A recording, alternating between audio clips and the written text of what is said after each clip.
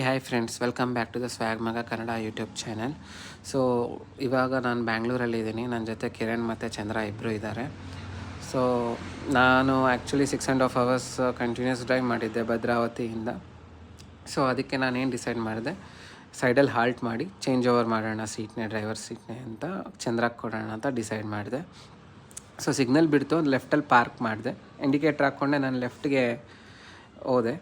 So ಇಲ್ಲಿ ನೀವು observe ಮಾಡಿದ್ರೆ ಒಂದು ಇನ್ಸಿಡೆಂಟ್ ನಡೆಯುತ್ತೆ, ಜಸ್ಟ್ ನೋಡಿ.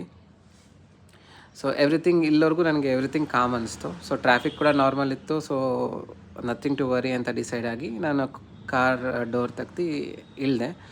ಬಟ್ ಸಡನ್ನಾಗಿ ಪೊಲೀಸ್ ಅವರು ಫುಲ್ ಸ್ಪೀಡಲ್ಲಿ ನನ್ನ ಕಾರ್ ಕಡೆಗೆ ಓಡಿ ಬಂದರು.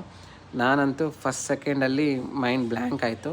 ಏನು ಇಶ್ಯೂ, ಏನು ಪ್ರಾಬ್ಲಮ್ ಅಂತ ನನಗೆ ಥಿಂಕ್ ಮಾಡೋಕ್ಕೂ ಗ್ಯಾಪ್ ಸಿಕ್ಕಿಲ್ಲ. ಮತ್ತು ನೆಕ್ಸ್ಟ್ ಮೂಮೆಂಟ್ ನನಗೆ ರಿಯಲೈಸ್ ಆಗಿದ್ದೇನು ಅಂದರೆ, ಇದು ಬಂದುಬಿಟ್ಟು routine drunk and drive check ಅಂತ.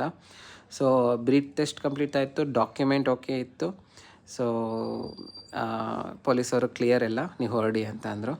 So Bangalore city police alert, active, responsible, ತುಂಬ ಗ್ರೇಟ್ ಅನ್ನಿಸ್ತು. ರೂಲ್ಸ್ ಫಾಲೋ ಮಾಡಿದರೆ ನಥಿಂಗ್ ಟು ಫಿಯರ್ ಫ್ರೆಂಡ್.